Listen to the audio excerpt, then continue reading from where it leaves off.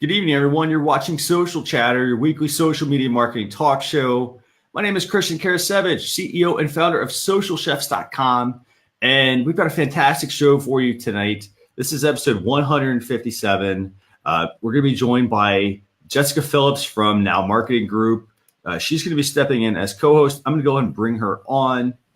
Jessica, how are you doing this evening? Hey, I'm doing well. How about you this morning? Doing fantastic. I'm really excited about tonight's show. We've got a great guest on, another great guest on, but also, we've got a lot of great topics this week. But tonight's guest is Sheldon Payne. Sheldon he calls himself a veteran digital marketer. He's got over 15 years of experience, which is a lot of experience when it comes to digital. I'm surprised, when he told me 15 years, I was like, wow, that's a lot of time. A lot of people, you think digital and you're like, oh, it's only been like 5 years. No, it's been quite a while. So it's fantastic to have Sheldon on. He said he's done some search work, SEO, or I believe it's SEO work for Chevrolet, amongst a bunch of other very large companies. He started his own digital agency in 2012. So he's been doing that for about 6 years now. But anything else you want to add about Sheldon that I've left off, or? Hello? So we've got a couple of technical difficulties, but let me go ahead and bring Sheldon on. We'll see if Jessica pops back in. How you doing, Sheldon? Good. How's it going? Yeah, so I know you're doing the intro there. I guess the only other piece is that for myself is that I just try to offer share my knowledge with as many people as I can. That's probably like many of us. That's what you do. And when you're as old as me in the space, sometimes that's a lot of knowledge. So I'll see how it goes. So do you ever find yourself getting mixed up with like certain tactics? For example, something might have happened a number of years ago, like 10 years back, and now you're trying to and you're trying to remember, well, hey, was that new? How long ago was that? Yeah, well, it's like for me, I'm like constantly testing. Like I see some stuff that, especially in the social space, like tactics. Like I remember when Twitter jumped on board and all of a sudden, you could grow a Twitter account in a couple of days to like 10, 15, 20,000 really easily. And then all of a sudden Twitter is like, okay, hold on now. This is not really good for the community. So those tactics began to change. And then all of a sudden we begin to see the introduction of like a Snapchat and Instagram. So people obviously who were doing the same tactics over on Twitter was like, okay, well, let's go just try this over in Instagram and see if I can grow a following, like a follow strategy, and I'll just do that over there. And I'm sure, we've seen like other networks kind of pop on very short. I'm not sure if does anyone remember Peach? Yes. That was right. So again, like it's one of those repetitive things where when people come in and all of a sudden the very first thing, it's not about adding value, it's like adding volume. So I've seen that tactic used, like I'd say, for years. At least we've moved away from for the majority, the auto Facebook to Twitter like posting and all of that. Or you talk about just adding a lot more in. That was the beginning strategy. You said you've been in this for 15 years. That started about 13 years ago. So I remember that was like the big thing. Everybody was like, just post it on Facebook and move it over to Twitter. Yeah. Oh yeah. No, land grab, right? Like everything was like, first thing was land grab. Then it was being lazy with like, okay, well, I'll just like use Hootsuite or I'll use an automation tool and I'll just send it once. And I don't really care if anybody responds. I just need to get it out there and everyone needs to see it.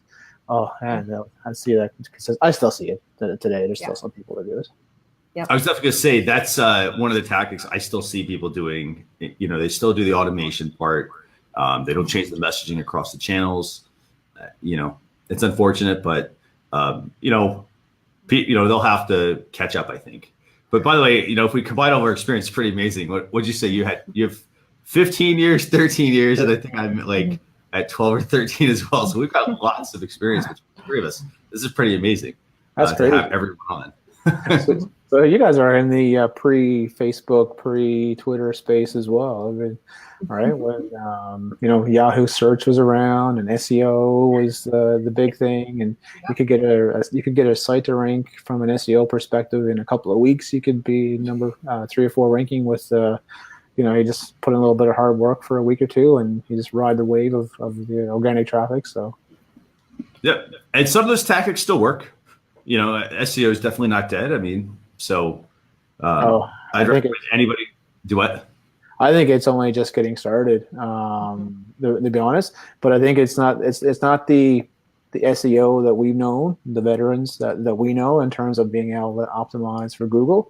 I think maybe the term needs to change from SEO from the search engine perspective, and maybe it's an algorithm optimization that has to take place, simply because, if we think about it now, we have to learn how to optimize the algorithm for each of the networks. But the 2 major search engines, Facebook and YouTube, right? There's a whole, and Google is changed in that now you need to be concerned with audio as well, with the introduction of the Google Home. So these are all things that some of the old tactics, even when I started, you just had to continuously learn.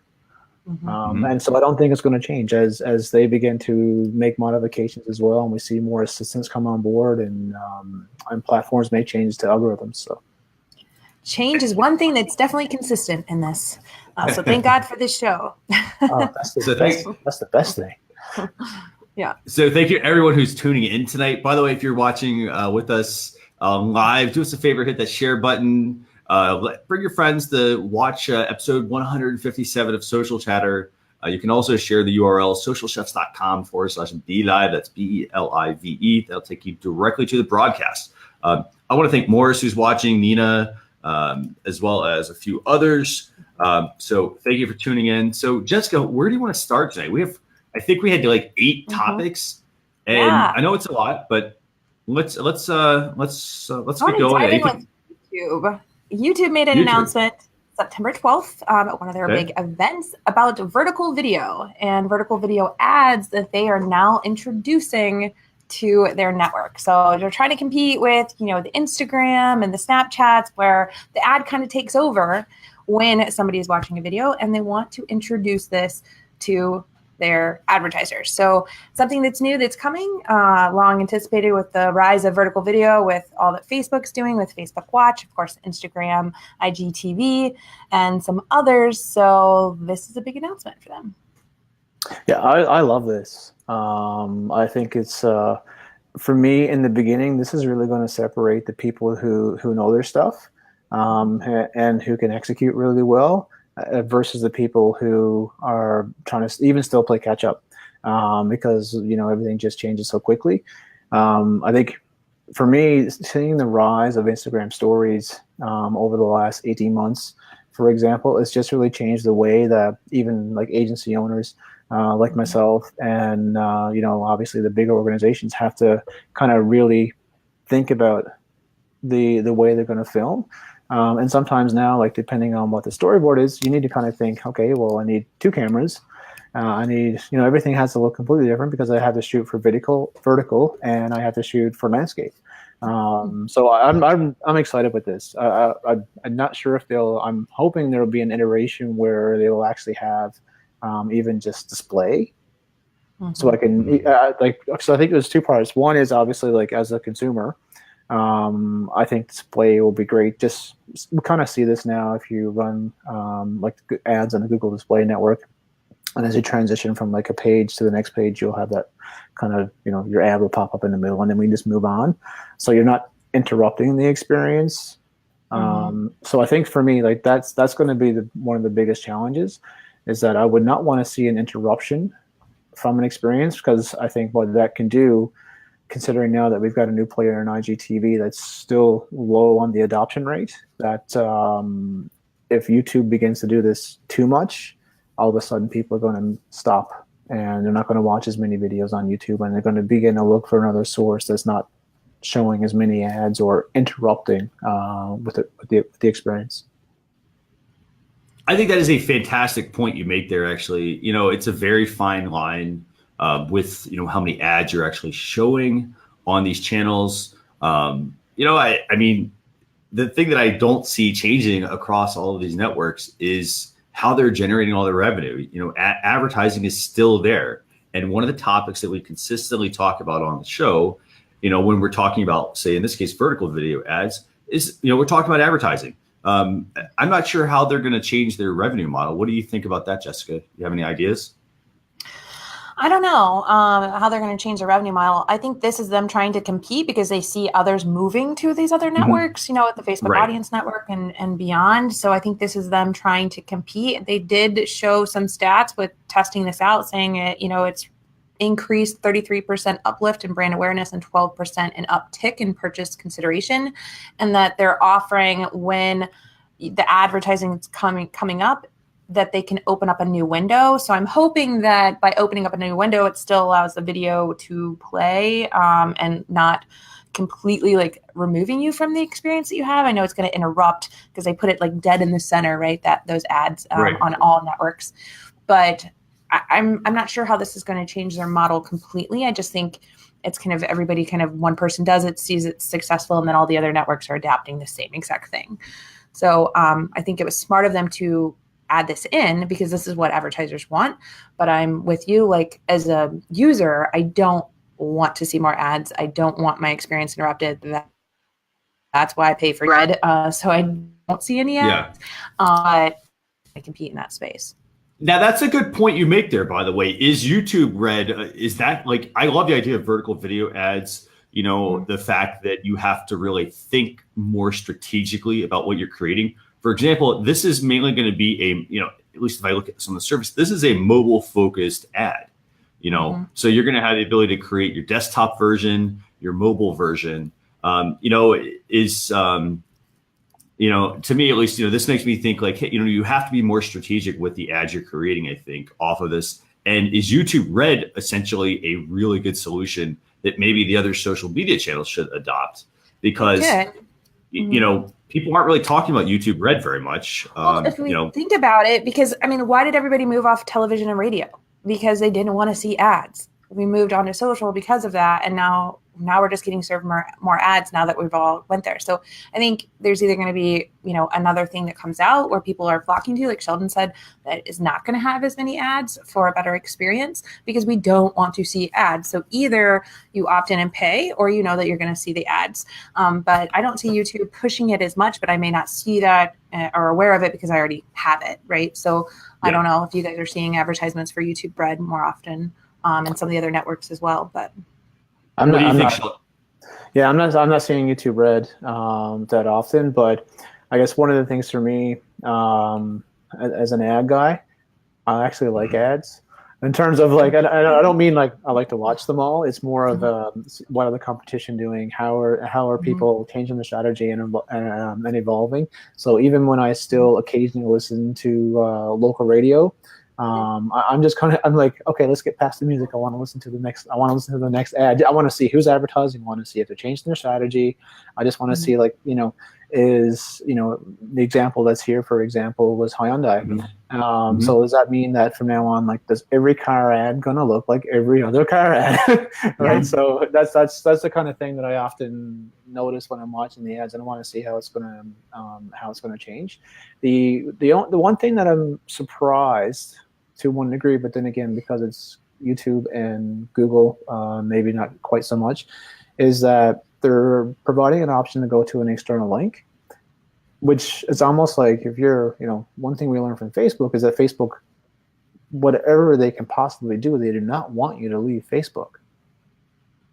So I don't understand. Like, if I was YouTube, I thought, you know, if it were me, what I would do in this situation is I would potentially create like kind of like the bumper ads they have now. So, you know, maybe a 10-second ad, but you can only push it back to the advertiser's YouTube channel, so people stay on the YouTube channel. Lead ads, their lead form ads that they announced a few weeks ago. I think that's probably why they're pushing that first, to say, okay, people don't want to leave externally. Why don't you create a lead form ad in addition to this?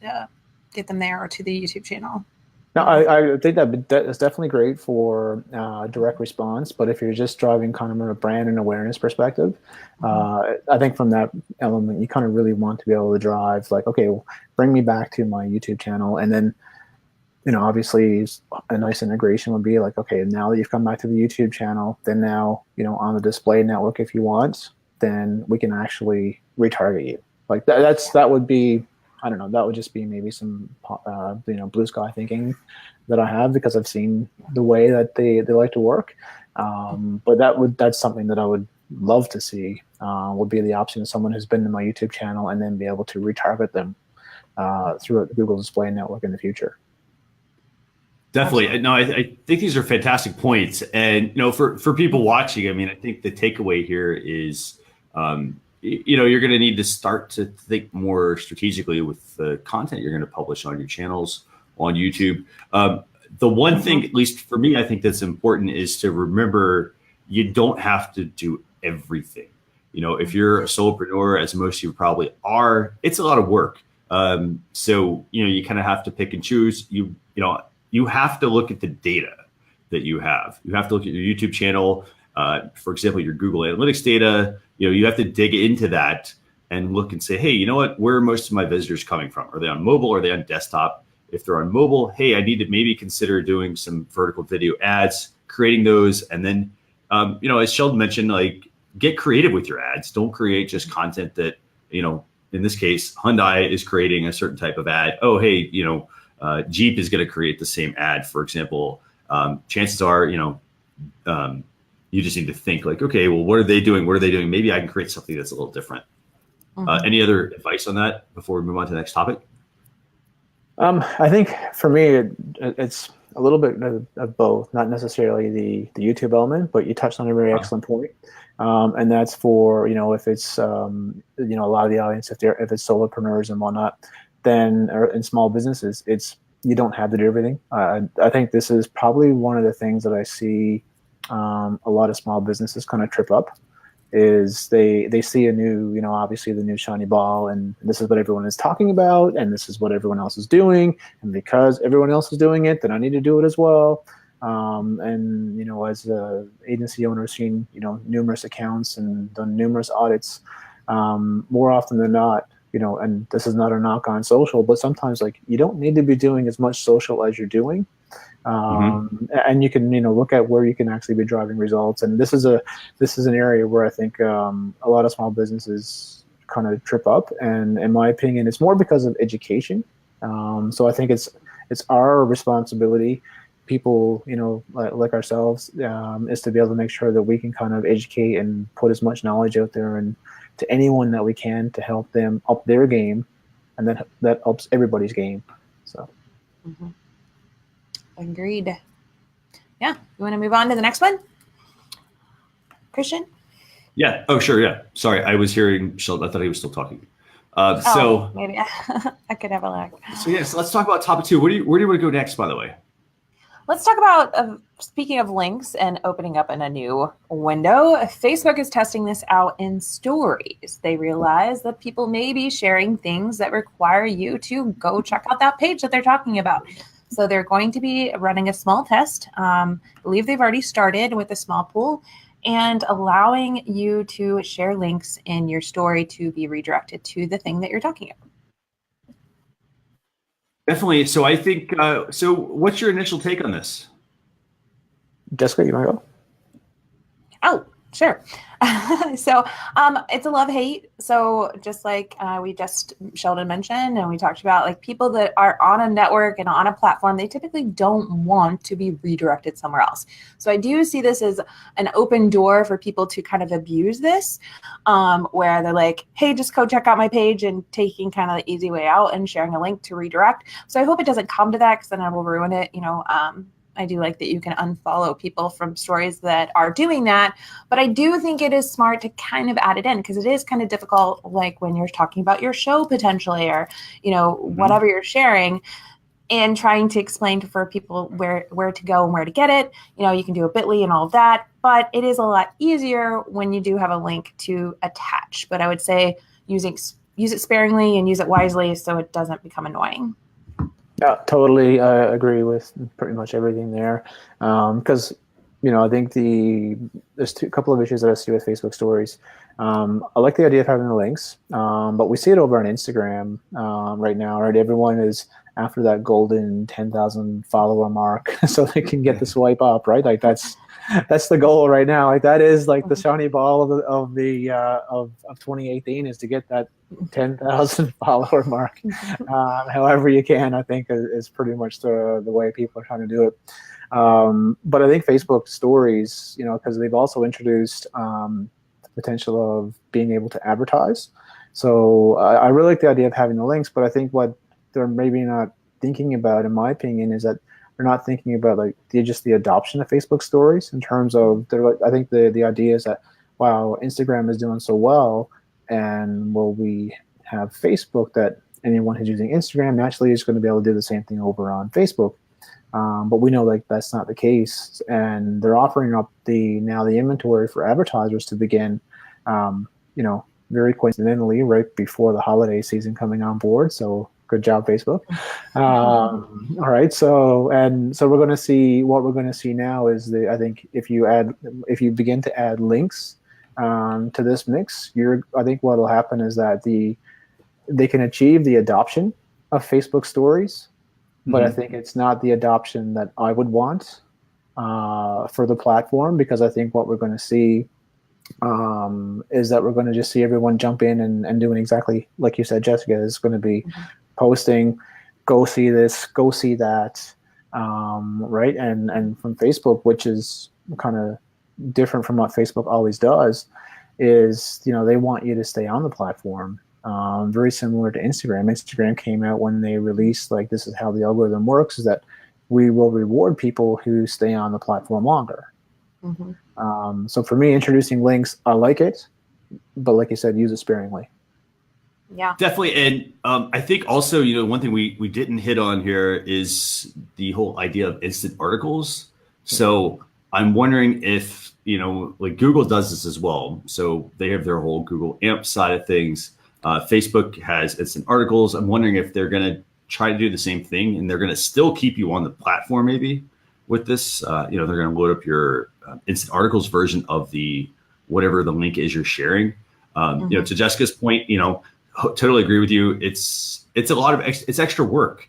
It's a lot of unnecessary busy work to say, hey, let me go create that bit.ly URL, or let me create, and let me add my UTM tracking parameters to that URL that I go share on, say, a Facebook story, or that I'm going to tell somebody to go to. In this case, I like the idea you can at least do this, but yeah, you're right. I mean, again, slippery slope for social. They want to keep you on the platform, but it's a game of tug of war. It's always going to be, I think, a game of tug of war. I wish they would just. I'm sorry. Given. Go ahead. No, go ahead. No, I was gonna say I wish they would like at least allow you to share like events in your stories, things like that, things that are already on Facebook that would make sense to share in the story already before they do this. And I think that's actually an excellent point, because that would probably, I think, get people. One, it would help them keep people on Facebook. But two, it would also help drive them to some of the, the lesser used features. For example, events. I mean, I like creating events, but I don't necessarily think people take the time to really just go to your event page and respond to them. So it'd be great if you could have something like that, almost like, in a way, almost maybe like having like a landing page builder for an event directly in Facebook, maybe, if they want to keep somebody on the platform. So. But overall, I mean, for this, again, this is a feature. It's only being tested right now, but usually tested means it's going to get launched. Yeah. But I'm glad they're at least adding this. It does take that element out where you have to say, hey, go to my bit.ly URL, or head to whatever the page is, so-and-so dash so-and-so says so-and-so. So with that, where do you want to go next, Jessica? Again, I think we could stay with Facebook, because I think this is smart with the advertising placement announcement that they just made. So if those of you that have not used Facebook Audience Network for advertising, how it works is it goes out to the top 500 of the Facebook partners, basically, for your ads. the great part of that is that it goes out to all of these people for your ads to be shown. But the bad part about it is you never knew who these people were. It could be, some cheesy site. I don't know. But you never knew where your ads were being shown. And Facebook is now changing that and allowing you to see where your ads are being shown and to opt out of the ones that you don't want them on, which is a long overdue update from Facebook. Mm-hmm. Yeah, I love this. And, I've seen Google go through this as well. So I'm not sure if you guys remember, like when Google first kind of introduced like AdSense, and when, the option was there for Google AdWords before it was Google Ads to run on the display network. First, it was just the content network. So your ads went out and you had no idea where they went until you got a call from the client. Why is my ad on this site? Yep. The first question you need to ask, why are you on there? Yeah, exactly. So that's the first question. But once you got beyond that, it was, like anything, like they got better. And so then they moved and they gave us the option to have the contents, and then you could pick them by topic. And then now I know, like for our clients, for example, like we don't run anything on the content network. Everything is placements that we pick and choose, and that we vet ahead of time, so that we know that our clients' ads are going to show up, where ideally they should be. So I really like this. I think what it's also going to do is that it's going to drive some platforms or some channels to maybe even grow even more, because what's going to happen is that Google, even as advertisers, it might find as opportunities for partnerships, because we're going to find out it's like, hey, listen, there's a lot of people that's over on like this specific network on this specific site or partner, and we're getting a lot of impressions, we're getting a lot of engagement there. So it just might open the opportunities. Like, well, let's talk with here and see if there's anything else that we can do, or from our perspective as an agency running for our clients, we realize that someone is, one channel or someone in the network is really driving our sales really well. So we're going to make sure that we want to funnel our budget to where that's working, as opposed to it just going into, we don't know where, and let's just hope for the best that we're getting it back. And typically, like from our perspective, because this is not available, we will more often than not run our ads on the audience network. Just for that, because we don't know where they're going. See, I have, and I've always just had, because for reach, and sometimes they have just better placement for if you want to get something out accelerated. But it is awkward having that conversation, like, okay, so where is this showing up? I have no idea, right? But I think this is going to be smart for the reasons that you mentioned, and also for other marketing. So like, if you know that you're getting great success on one of their partners' networks, why not double down on something else, like, and try Google and do, a split test of, okay, which one's going to work best for this kind of audience group that's liking this kind of content, and see which one's going to really perform better. Is it going to be the Facebook, ad, or is it a fan ad, or is it going to be Google's, and be able to test it out? So I think it's going to empower advertisers and businesses to be smarter about where their placements are going, for sure. And so I have a question, or go ahead, Sheldon.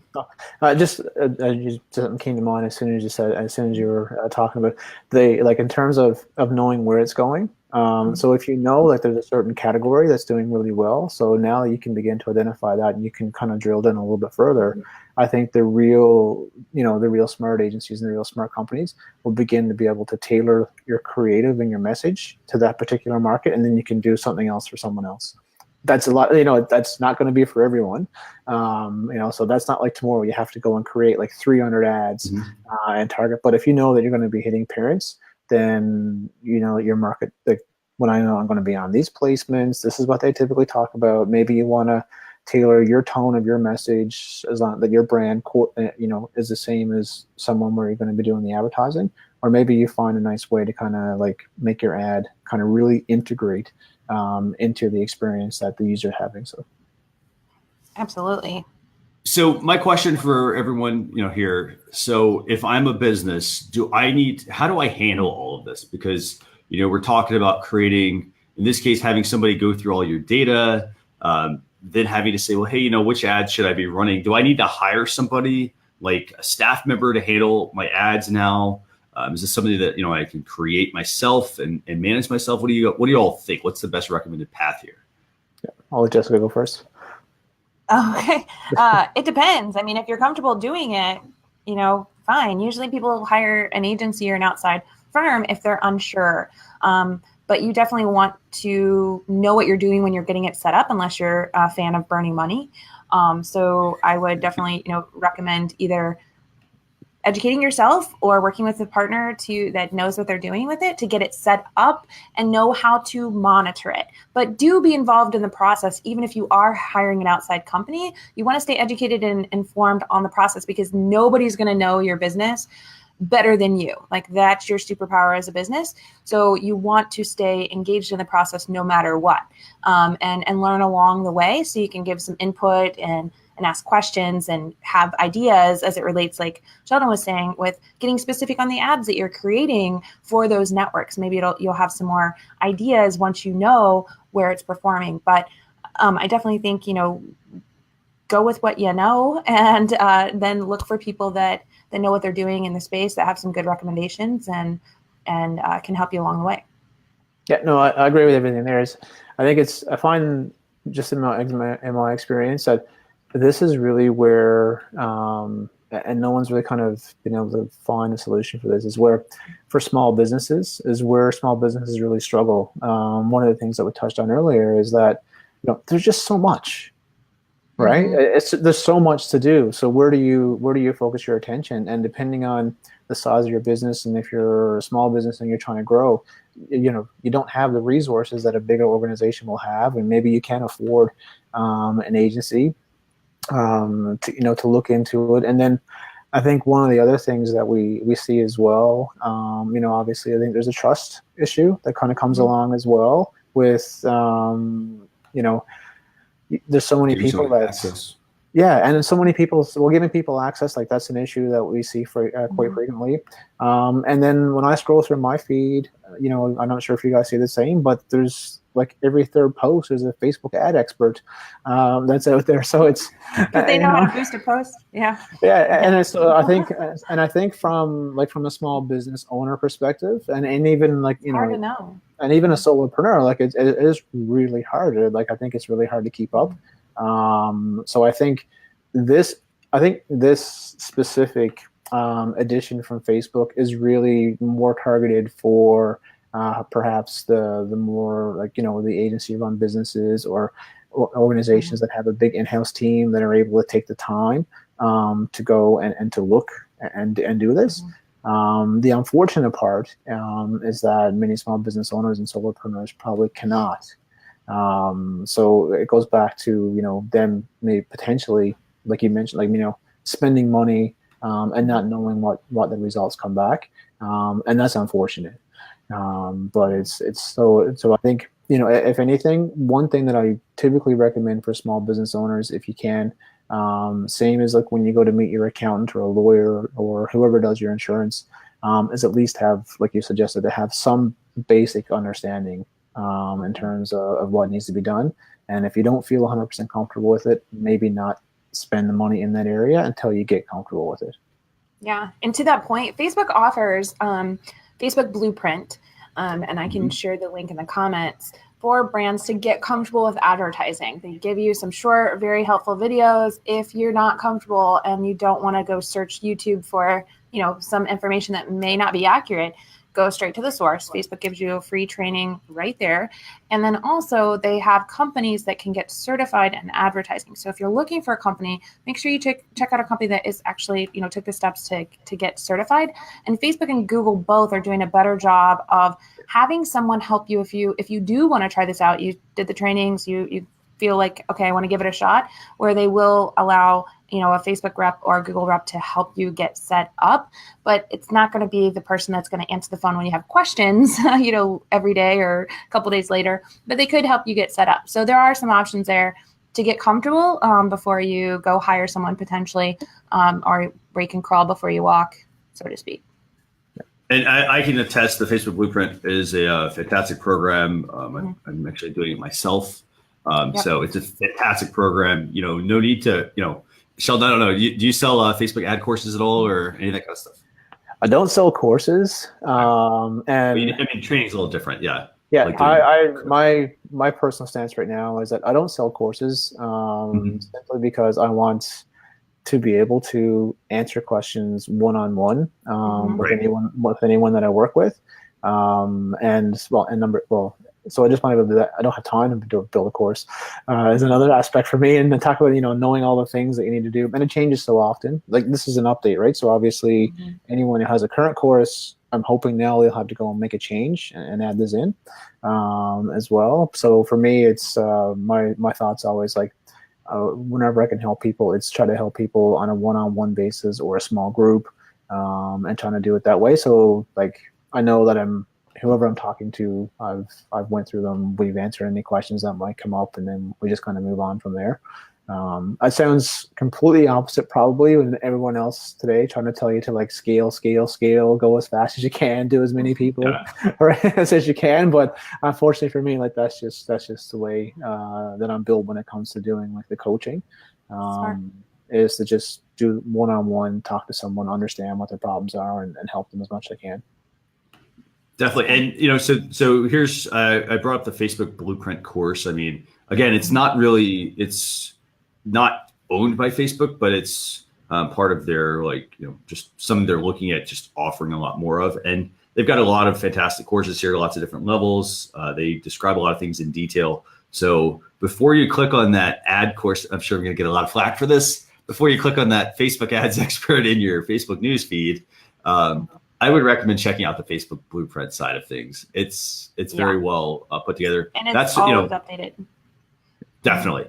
And their certification is not, you have to go to a testing center to get your certification. Like, it's not like you just do, they have some little quizzes along the way, let you know you're on the right track. But to get the certification, you have to go to a testing center and it's legit.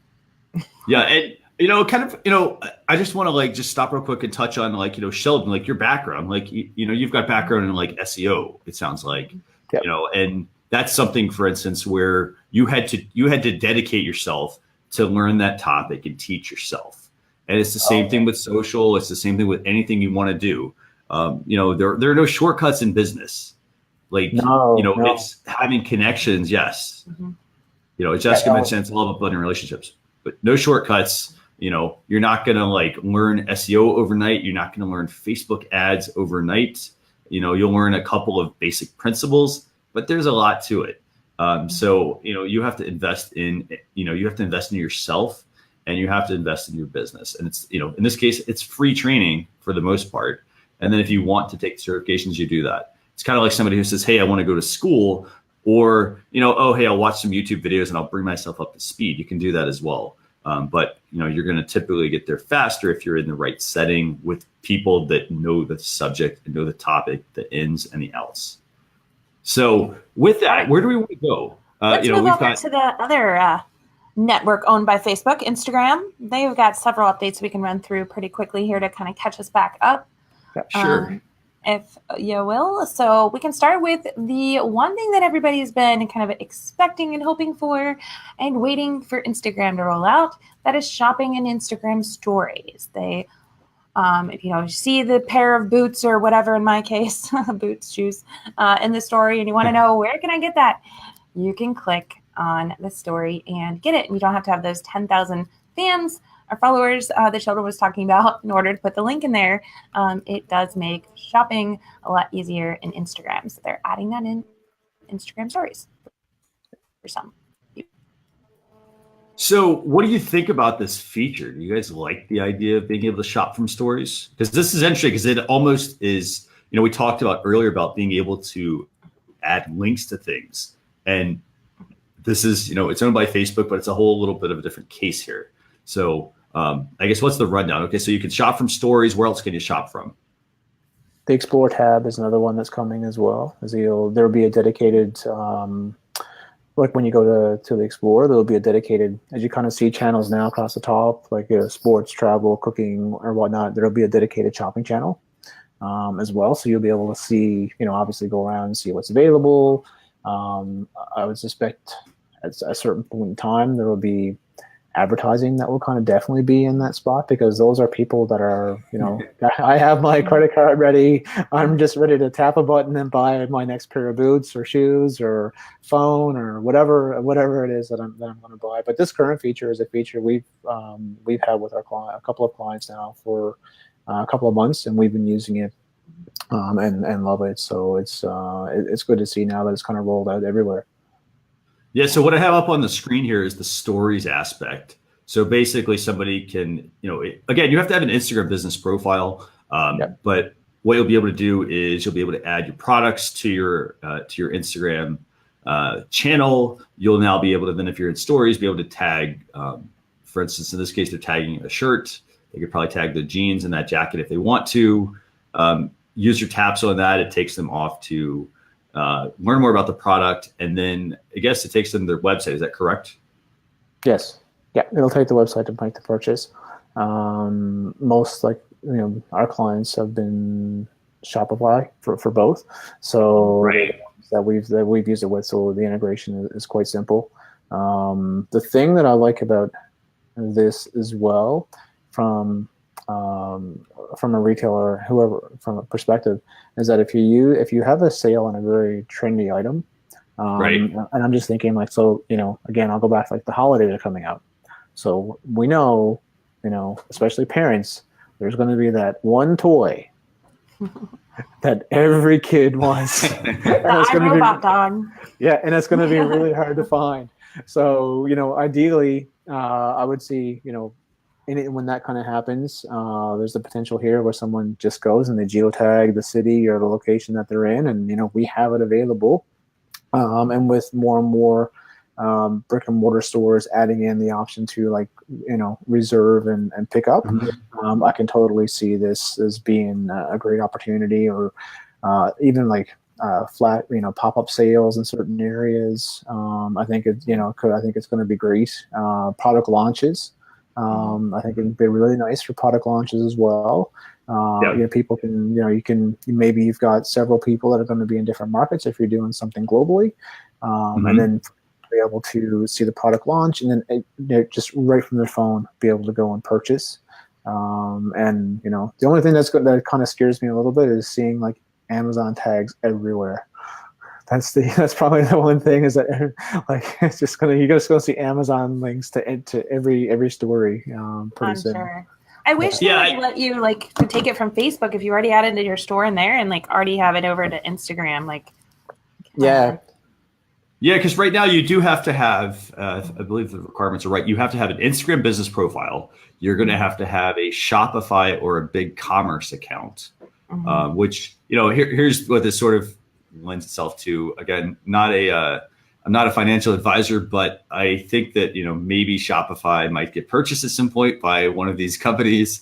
It would kind of make sense, but it would make sense, I think, as well, to be able to one, I think they should limit the number of links you can have, because as Sheldon mentioned, I'm sitting here looking at this photo here, and you could sell you could add a tag for that shirt, the jeans, the jacket, the other jeans, the t-shirt, the necklace, the two necklaces, I guess. And there's a person in the photo. So I think it could get to be now a you're looking overkill. At Pinterest buyable pins there, or shoppable pins, whatever. Exactly. So I kind of want them to I would love to see them limit the number of links that you could have. I also wouldn't be surprised if they start to put something in their terms of service that don't allow you to use Amazon links, Amazon affiliate links, any of that kind of stuff, because I think that's just going to quickly ruin the whole this is awesome, I can shop from Instagram idea. No, I agree. And then I think the other thing with that too is that I think one of the things that I like, the fact that it's Shopify and BigCommerce at the moment, it's probably making sure that it's legitimate companies, for the most part, that are going to be used, as opposed to, and I guess the other part is depending on what's the nature of the products that you can sell. right? So like if somebody wants to go and sell, things that you can't easily get, and then age restrictions, I think as well, right? So I'm just thinking, Instagram, it's not your, uncles and grandparents that are on Instagram. It's a very young audience.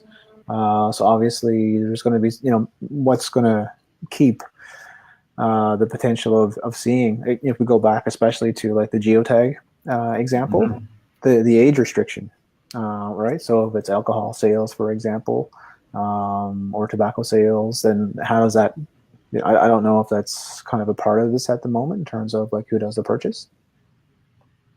Yeah, I think that's another very good point, actually. I think that's actually a great point. So I like the idea. Again, I like the idea that they're finally doing this, but I think they're going to have to really tread lightly with this, because you're going to have a lot of people that want this. You're going to have a lot of people that are going to use it for the wrong thing. I'm envisioning, like, anybody seen the movie Jingle All the Way, like where they go after like Turbo Man. Yeah. So like that's what I'm envisioning with this. Like, oh hey, they can find that it's on Instagram, and hey, this store has it. Now they're going to drive, keep chasing. Yeah. So. No. I still like it though. I think it's like everything that we see is just like, here's the first iteration, and it's only just going to get better. Definitely.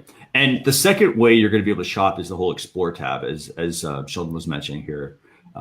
You can find your Explore tab, and you'll have the shopping option. And if you all can see this, each item that has, in this case, all these items that are shoppable have the shopping bag icon on them. Did they say if they're going to allow influencers to, since they're doing the whole ad rev share with influencers that they announced a couple months ago, to add shoppable links for somebody that they're marketing for? I wonder. I wonder if it has to be like your link, or if you can add somebody else's link. You know what I mean? That's good. Yeah, I'm not sure. I would think, here's the thing. I would think that if I were Instagram, I would not allow people to do that. I would think that, hey, you know what, they have to, and YouTube kind of doesn't really allow that either, minus some workarounds. They usually make you have your own domain, verify your own domain. But I think that it would make sense to require somebody to have to use their own domains, because that's something they can verify, versus, then all of a sudden you have everyone throwing up any kind of link they want, and you don't really know what the source of the site is, like if it's a reputable site, how trusted it is. So, but Sheldon, can you speak to that, since you've been using this a little bit? I think one thing that I would probably see with the influencers that would be valuable, and I'm not sure if it's currently available or not, but this would, for me, would almost take affiliate marketing, or some of the principles behind affiliate marketing, to the next level. That's what I was thinking. And I think even if I'm doing influencer marketing, for example, being able to give the influencers, okay, like if you have your own website, that's great. We're going to give you a link that you can use. And then if you want to put it here, then we can actually, for us, it actually begins now to really help marketing companies who are investing in influencing, just to know if, are we getting, what are we getting back from this? Yeah. So maybe that's where it goes. I hope that's kind of where it goes on that end. But I like what they're doing. I like the, obviously I think they're keeping people on the platform as well. I'm curious now how, Google, Facebook, Shopify, all that whole relationship's going to kind of continue, because even, the announcement that some of the new Google Ads products that came out, and integrations with Shopify earlier, in the summer. So obviously, like, all three companies are pretty close, with the Shopify in the middle. So it's interesting to see that, to see what's coming out, and they're just making shopping like just so much easier, and good timing again on the holidays. Right, everyone's going to cram that in as much as we can to kind of get in there. So definitely, I think this is a fantastic update. I mean, the ability to finally shop from Instagram in the right way, like, and going back, we talked about experience earlier, how much experience we all have between us, and this reminds me of days when, like, a company called Polyvore was around, where you could tag your products in images, and you'd have these same shoppable bubbles on them. Yep. That was purchased, I don't remember by which company, maybe it was Oracle. I think it was purchased by a company, but fantastic. We lost Jessica, actually. but it reminds me a lot of that tool. So so give us a second here. We're going to bring Jessica back on. Hey there, Jessica. We lost you. Yeah, I was off shopping. No worries. Instagram. Sorry. So that's the update, by the way, with Instagram stories, or sorry, shopping on Instagram, by the way, for the which, again, it's being rolled out. To get this, you're going to have to just go to your app store, download the latest update for the Instagram app. And again, you are going to have an Instagram business profile. I dropped a link in there for you to create your own, and then tap into having BigCommerce or Shopify as your platform for bringing your inventory in. So where do you want to go next, Jessica? Do we want to move to tools? I mean, we could put these in the blog post. Yeah, we'll do. I'll just mention a couple ones real quick, and then we'll move on to one more with Twitter, just because I think that's super important. Okay. And then we'll go to tools. But just real quick, you might notice a couple other things on Instagram. We won't spend a lot of time on this, but I'm sure it'll be in the blog recap, where the emoji shortcuts coming up for commenting and adding that extra little oomph to your comments on Instagram. You'll also see new super zoom effects, 6 more that you can play around with your Instagram stories. Some really cool ones in there, actually, so check that out. And video tagging in Instagram, which is long overdue. So some of those things that are coming to Instagram that will be recapped in the blog. And then the one that I do want to spend some time on, though, is Twitter puts live broadcast at the top of your timeline. So Twitter trying to stay relevant in the live video game as well, and really putting an emphasis, like everyone else, on video, the big player this year, and looking to the future. It looks like it's going to be continue to stay big and grow even more. Definitely. So this is, big update. I mean, they're basically, the bottom line is Twitter is rolling out an update to their Twitter app. They're going to be prioritizing live streams and broadcasts at the top of your timeline. Very simple update. But I think it can have big ramifications here from a Twitter perspective. People are used to just, we talked about this earlier. They're talking about like automating a lot of things. They publish a blog post and they have that blog post completely recycled, and they're not publishing anything live. So Twitter wants to change this. They're going to now put your live video at the top of your timeline. I think it's a fantastic update from Twitter. Finally starting to move some things. What do you think, Sheldon? I love this one. This, for me, it's like they're beginning to like Twitter is finally starting to like look at what Facebook and Instagram and Snapchat have done and realize that the top of the screen is where the key real estate is right now. And so I think with this update, one, the feed is always so busy. So I think like this is definitely a great way and opportunity to let people know for live events, for example, or emergencies or anything that certainly needs to be broadcasted to be there. So I think it could be there. What I could see in the future is this could be Twitter's first step into kind of going one-on-one with Facebook Watch. And I think if I were, because if I'm here now, I can, what I would like to see with this would be kind of like, on Excel where you've got frozen windows. Okay. Right. I would love to see the top bar to be the frozen window, so I can watch my news, or I can watch my sports game on the top of Twitter while I'm still doing engaging. I would love to see that. Like that for me would be fantastic, and maybe they'll get there. So Twitter peeps, if you're watching this, then take it. It's yours. Tweet this out right now. Sheldon first. Run with it. Yeah.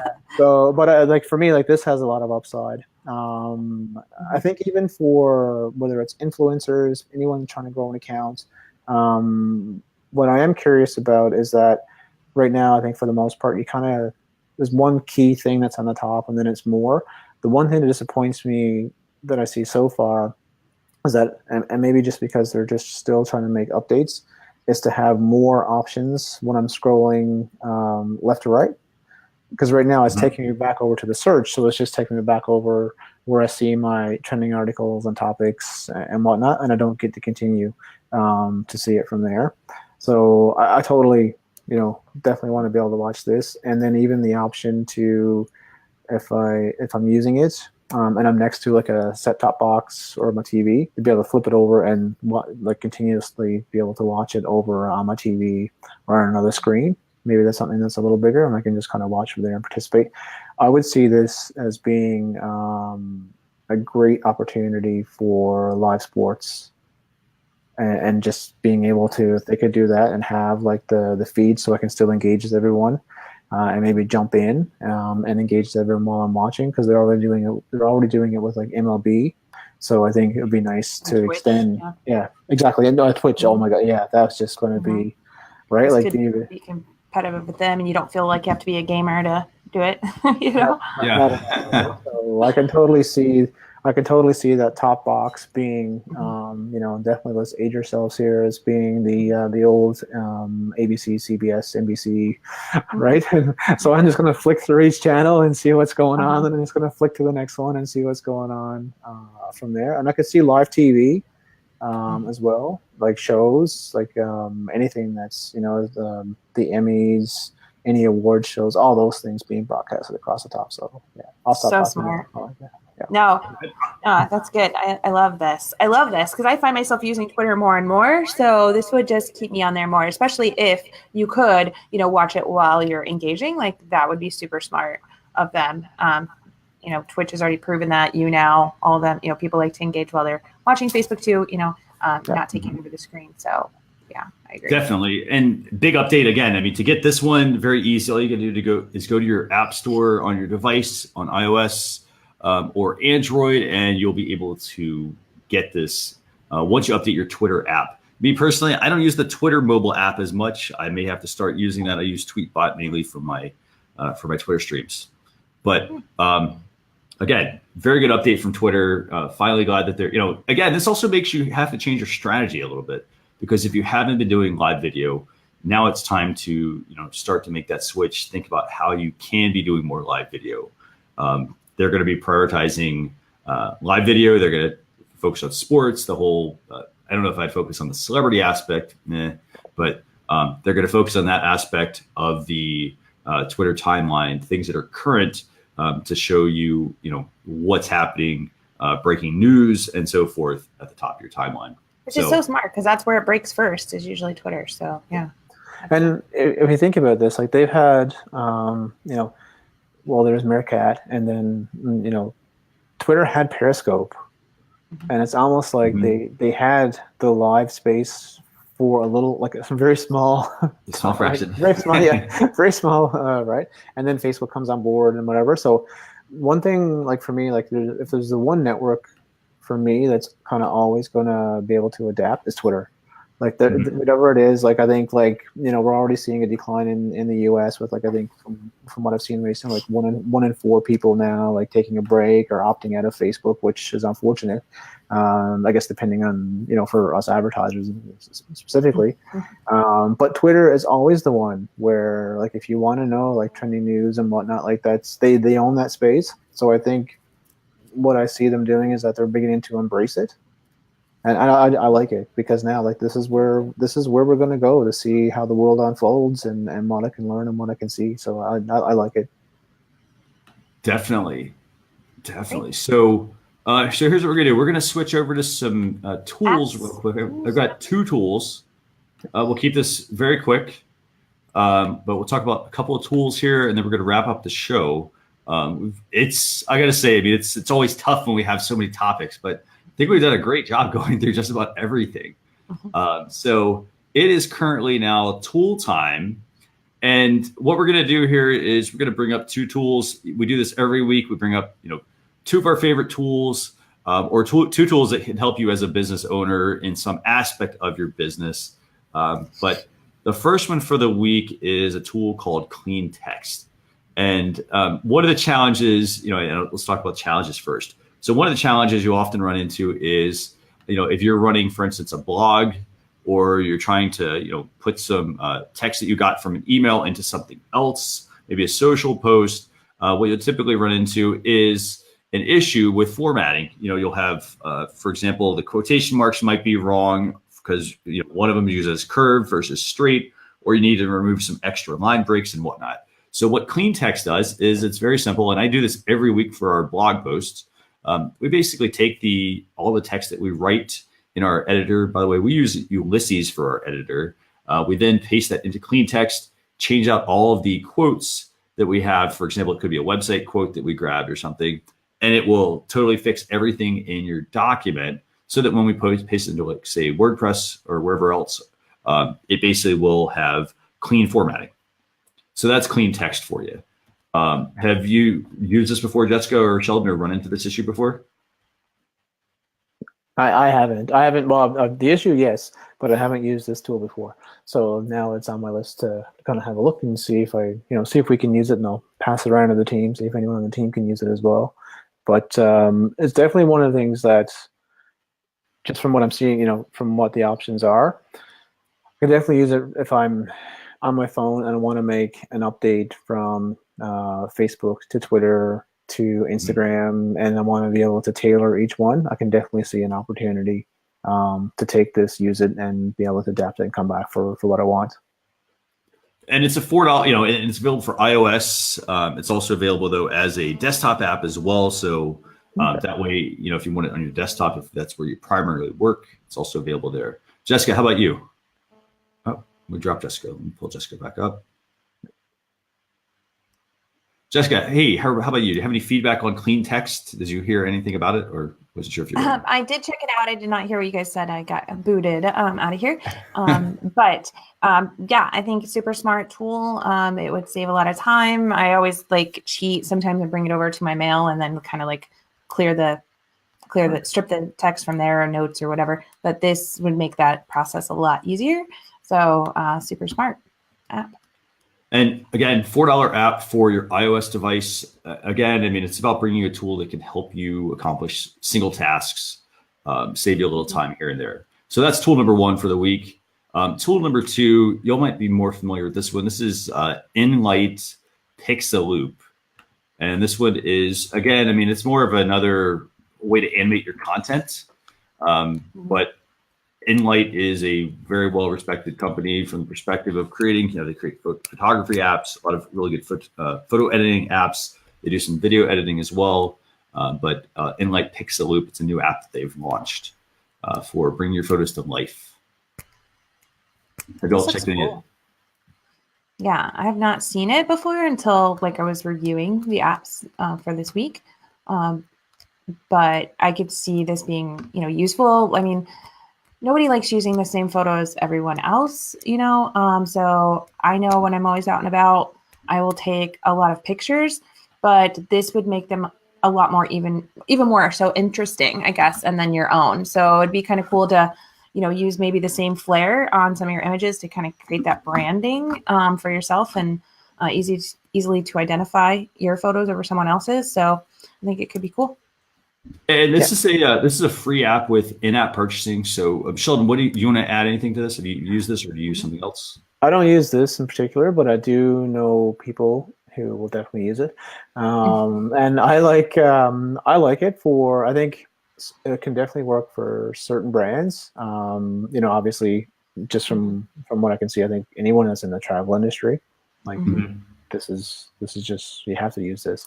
I think from a certain perspective, and I think what this can do potentially for for some people is to kind of have that look and that feel. So when someone is going through, it's that kind of, okay, stop my thumb, look, okay, oh, that's every time you see it, it's this brand and it's their, it's kind of it's the way that they approach it. So I can definitely see that as being a possibility, and travel is definitely will be the place I would want to use this first.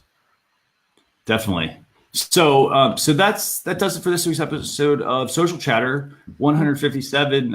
If you want to get any of these updates that we're talking about, you want to read more about these topics, check out the blog post recap, just.com/daily. Subscribe to that newsletter, and I'll send you a list. I'll send you a link actually to all of these tools. Sheldon, it's been a pleasure having you on the show this week. I gotta say, I'm really impressed with just all of your knowledge. It was great talking about just such a breadth of topics, and you're able to speak to all of these. So it was great having you on. Jessica, thanks again as well for being on this week. I really appreciate it.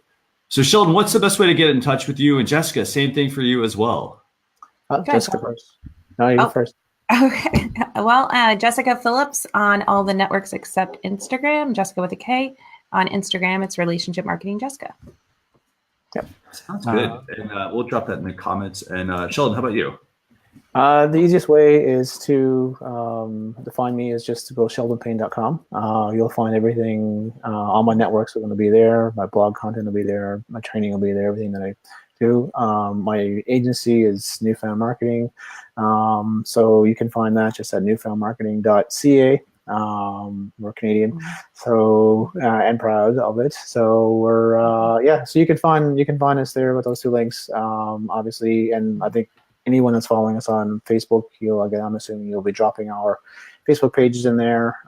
YouTube, we'll have our YouTube accounts and whatnot. So anyone has any additional questions on anything that we talked about or need some second set of eyes and ears to look at something, like by all means, get in touch.